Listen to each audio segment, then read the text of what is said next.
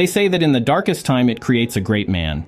This is exactly what happens to this college professor. Her beautiful wife faces unjust accusations and was sentenced to life in prison for a murder. Lacking with evidence, this college professor puts matter into his own hands and starts training using videos from the internet. In a desperate quest, he breaks her wife free from the confines of the law. Hello, welcome back to I Am Movies. Today we're diving into the 2010 thriller movie known as The Next 3 Days. But before we jump into the details, make sure to show us some love by liking the video and subscribing to the channel. Now let's get right into it. The movie begins with John Brennan driving his car with a distressed passenger beside him. The person, previously moaning about difficulty breathing, suddenly falls silent. Wondering what to do, John takes us back to how it all began. 3 years ago, John is with his wife, Lara Brennan, along with John's brother Mick and his wife, Erit. They were having dinner while Lara shared her frustration with her boss who she had recently fought with. The dinner turns sour when Erit argues heatedly about whether women should work for other women, escalating into a fierce verbal clash. The night ended early and they headed home. The next morning, John plays with their son Luke, while Lara takes a photo of them as her daily routine. She then goes to the bathroom to inject herself with insulin, letting us know that she has type 1 diabetes. When she is about to go, she took her rain jacket and notices a stain on it, and tries to wash it out. It dawns on her that it's blood just as the police burst in, arresting her for her boss's murder. Their 3-year-old son Luke cries in distress. Lara then was sentenced to life in prison, leaving John to raise Luke alone.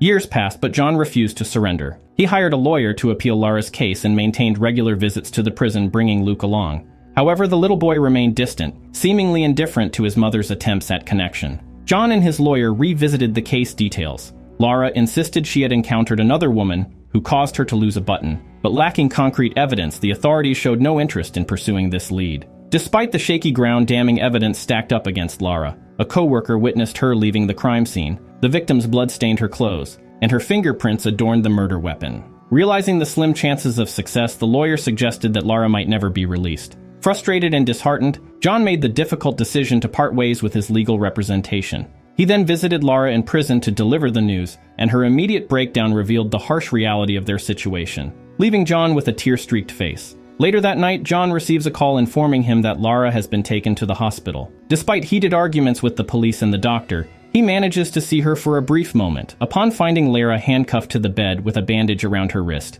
John senses there's more to the story. In that moment, he resolves to do whatever it takes to free her from jail, even if it means stepping into the shadows of the illegal world. His first step involves delving into books about prison breaks. John arranges a meeting with Damon Pennington, a former inmate who has escaped jail 7 times. Though Damon is skeptical about John's claim of college research, he imparts some tips for a fee. Disrupt the prison routine, choose an obscure destination, plan meticulously, avoid obvious routes, leave from another state, forge impeccable documents, and rely solely on cash for a potential 5-year journey. John faces 2 major challenges: navigating Pittsburgh's fortified bridges and reconciling with the idea of severing ties with his parents and resorting to violence if necessary. Returning home, he dedicates a wall to sketching out his escape plan with maps, pictures, clues, and estimations. During visits to Lara in jail, he keenly observes details like an elevator keyhole and workers fixing a ceiling leak. Desperation pushes John to study his plan even during his teaching classes and put his house up for sale to fund their uncertain future. To acquire fake documents, he ventures into a shady neighborhood to buy OxyContin, seeking connections for quality passports. After a few unsuccessful attempts, a contact directs him to a bar, where he unwittingly falls into a trap set for mugging.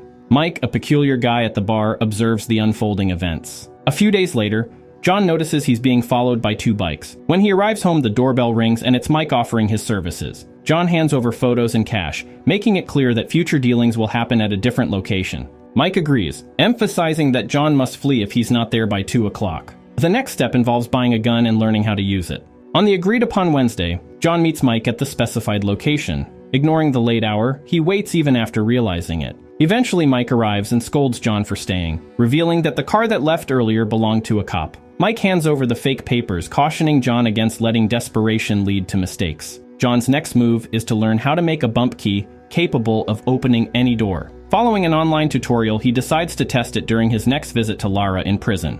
Passing through the metal detector, he throws the bump key with his regular keys into the bowl. As the detector clears him, he discreetly grabs the bowl to conceal the key in his hand before the cop can inspect it. Staying at the end of the visitor line, John approaches the elevator and successfully uses the bump key. Regrettably, the bump key breaks, leaving half of it stuck in the lock. John has to dispose of the broken piece while feigning innocence. awaiting the inevitable arrival of a cop to discover the situation.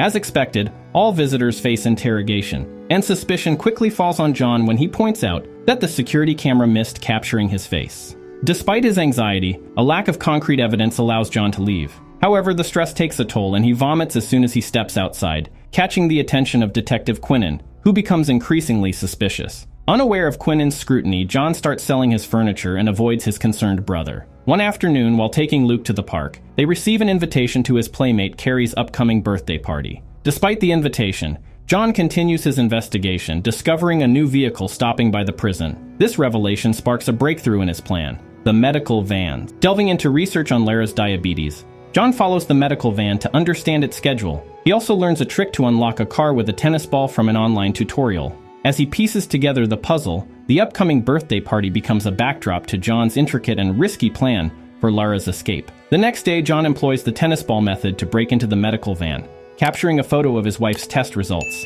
He skillfully manipulates the image on the computer, portraying Lara as much sicker than she actually is. During her next visit, she delivers distressing news. She will be transferred to a high-security facility in just 3 days. This tight timeline forces John to hastily adapt his entire escape plan. The main hurdle remains the lack of cash, as the house hasn't been sold yet. Fueled by desperation, he grabs his gun and heads to a bank, contemplating robbery. However, he ultimately can't bring himself to go through with it. Seeking solace, he visits Lara again, revealing his attempt to appeal her transfer and confessing his neglect of Luke. Lara, frustrated by John's refusal to accept reality, discloses a shocking revelation to make him give up hope. She admits to killing her co-worker before storming out of the room. Unconvinced, John insists on seeing her again, pledging to free her. Determined to secure the necessary funds, John returns to the shady neighborhood at night, tailing a dealer to his supplier Alex's house. Seizing an opportunity, John confronts the dealer, triggering a dog to bite his leg. Threatening everyone with his gun, John forces Alex to secure the dog and his partner before demanding money. However, the men only hand over what's in their pockets. Believing John lacks the resolve to kill, Alex challenges him, pointing out his reluctance to shoot the dog. To prove his seriousness, John ignites a fire with a bottle of whiskey. Alex, claiming he has a child in the house, rushes upstairs, and John follows, using the dealer as a shield. This tactic proves crucial when Alex retrieves a gun and the dealer takes a bullet for John. Seizing the opportunity, John manages to shoot Alex in self-defense. After discovering a bag of money in Alex's house, John encounters the still-alive dealer, pleading for help. Returning to the beginning of the movie, John has the bleeding dealer in his car, now with a broken taillight. Contemplating taking him to a hospital, John's decision is made for him when the dealer dies. He disposes of the body at a bus stop, then heads to a specific parking lot to cut a hole in the fence. As Alex's house goes up in flames, the police investigate, finding blood and broken taillight pieces. Spending the night at his parents' place, John's father stumbles upon plane tickets and grasps John's plan.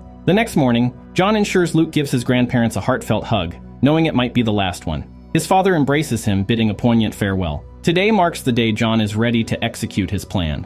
After discarding all the planning paperwork in separate trash bags, he cuts the phone lines at the medical center and breaks into the van. He substitutes Lara's real blood tests with the falsified ones before dropping Luke off at Carrie's birthday party. Before leaving, he informs the girl's mother about the grandparents' contact information, in case he runs late. At the hospital, the fake blood results lead to the doctor recommending Lara's transfer for closer observation, as they are unable to double-check with the lab due to the cut phone lines. John's meticulously orchestrated plan is set in motion, with time ticking away for Lara's escape. While the detectives use the broken taillight to trace the car back to John, they visit his house and discover the remnants of his once meticulously planned escape wall. Upon receiving a call that Lara is being transferred to the hospital, the detectives rush there, suspecting John's intentions. However, John arrives ahead of them, infiltrating Lara's room by donning a coat and posing as a doctor. Brandishing his gun, John forces the cops to uncuff Lara and tie them up. Despite the risky situation, Lara refuses to escape with him. To sway her,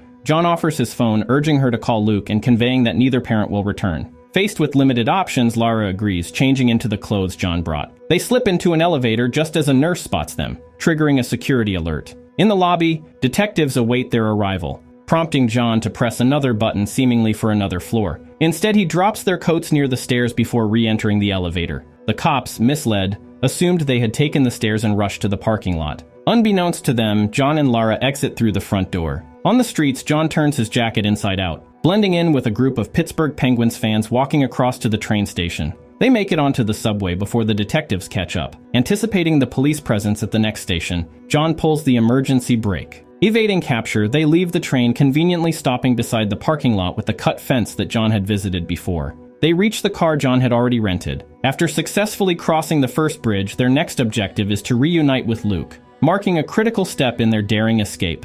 Unfortunately, a small detail eludes John, and he discovers it only when he arrives at Carrie's house. The party is at the zoo and they haven't returned yet. As the cops investigate John's neighborhood, uncovering the trash bag with his plan papers, he drives to the zoo, opting to change routes at the last minute. Doubtful that they can pick him up in time before the roads close, John considers leaving Luke with his grandparents and returning for him later. Lara vehemently objects, opening the car door to expose her head to the road, unwilling to live without her child. In a tense moment, John stops the car, reconnects with Lara, and agrees to retrieve their son. They head to the zoo and, after picking up Luke, face the challenge of crossing the checkpoint undetected. John devises a clever plan. He stops at the train station, offering a ride to an elderly couple. Since the guards are focused on a young couple with a child, they manage to cross the checkpoint safely. After dropping the elders off in town, they head to a Canadian airport, passing through passport control just before their images appear on the wanted list. Thanks to a shift change, the new guard remains unaware of their presence.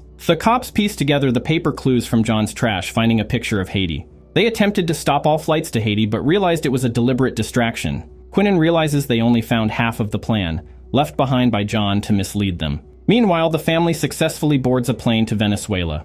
In Venezuela, John, Lara, and their son find refuge in a hotel room. The movie concludes with John capturing a poignant moment, taking a picture of his wife and son peacefully sleeping in bed, marking the beginning of their new life. The narrative then shifts back to the scene of the crime, reviewing the murder scene.